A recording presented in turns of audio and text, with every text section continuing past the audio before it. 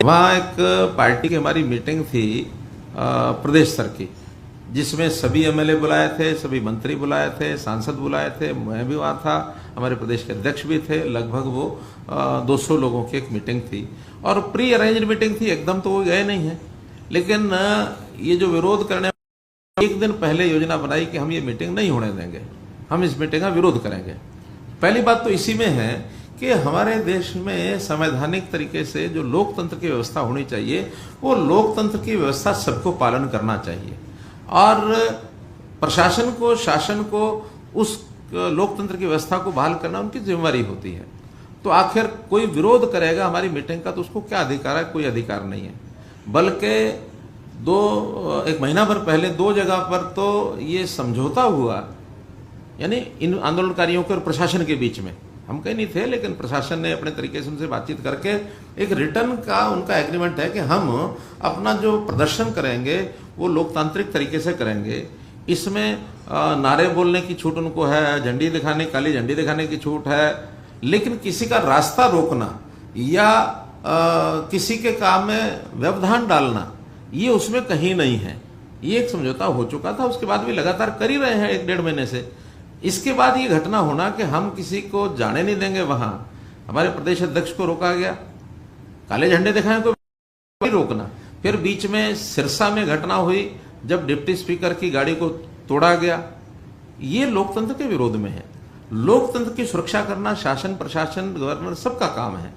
तो वहां पर सब आदेश दिए जाते हैं सुरक्षा एजेंसियों को भी, और जिनके जिम्मे काम होता है कि यहाँ कोई भी आदमी ना जाए, आना नहीं चाहिए, उसको हर तरीके से रोकना है। अब वो जो वीडियो ऑडियो सुनी है उसमें शब्दों का चयन उस अधिकारी का ठीक नहीं है।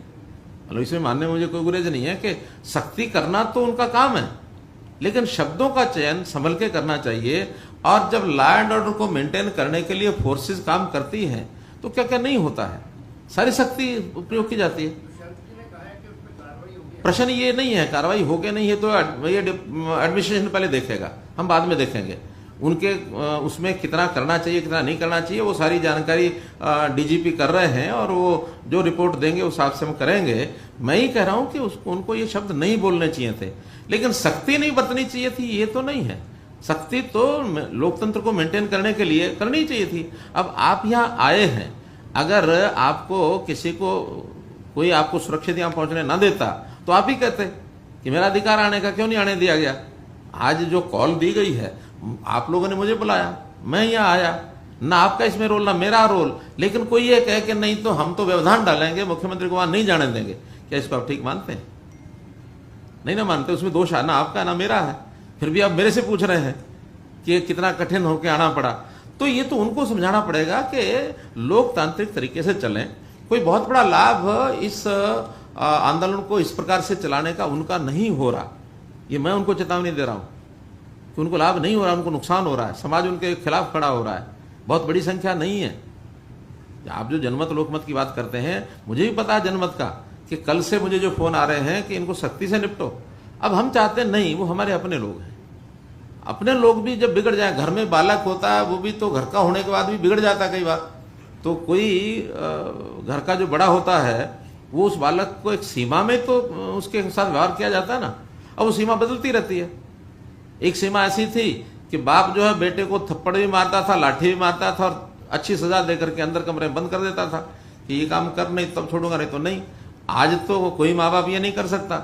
आज तो ऐसी ऐसी कहानियां कोई माँ बाप बेटे के साथ कर दे, बेटा जाके मानवाधिकार में खड़ा हो जाता। तो ये समय समय पर चीजें बदलती रहती हैं। इसमें कोई बहुत मुझे लगता है ये चीजें ठीक होंगी, लेकिन ये वातावरण बनाने का काम है। हम और आप सब मिलकर वातावरण बनाएं। इसमें आपका बहुत बड़ा रोल है वातावरण बनाने में। अगर उस वातावरण को बनाएंगे कि लोकतंत्र की सुरक्षा ये सबका अधिकार है, राइट टू स्पीच सबका अधिकार है, लेकिन किसी के काम में हिंड्रेंस पैदा करना यह किसी का अधिकार नहीं है। मैं हवा में मुक्का चलाता हूं, मानो ये करते करते यूं करता हूं और थोड़ा नजदीक जाकर के और यहां इनके नाक पर चला जाए तो मेरा अधिकार है क्या? इनके नाक को मुक्का नहीं मार सकता, मैं हवा में चला सकता हूं। तो there are limitations of every freedom, there is no absolute freedom. इस नाते से हमको सबको एक वातावरण बनाना चाहिए। लोकतंत्र में हर कोई अपना काम करे, प्रदर्शन करे, बोलें, भाषण दें, झंडा दिखाएं, उनका विरोध दर्ज कराएं, लेकिन हम किसी का काम, जब तक हमने भी इसलिए ठीक करो, वरना इन्होंने क्या नहीं किया, उसी स्थान पर जहां ये घटना हुई है उसी स्थान पर इन्होंने मेरा हेलीकॉप्टर नहीं उतरने दिया।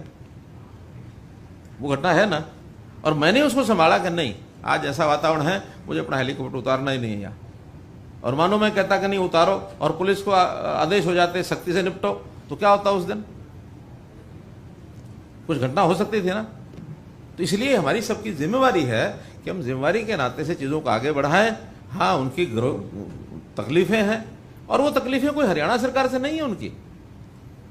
उनकी तकलीफें मानो केंद्रीय कानून है, कोई भी बात करें तो समझ में आता है, लेकिन हरियाणा सरकार के नाते से उनका कोई गुरेज नहीं होना चाहिए।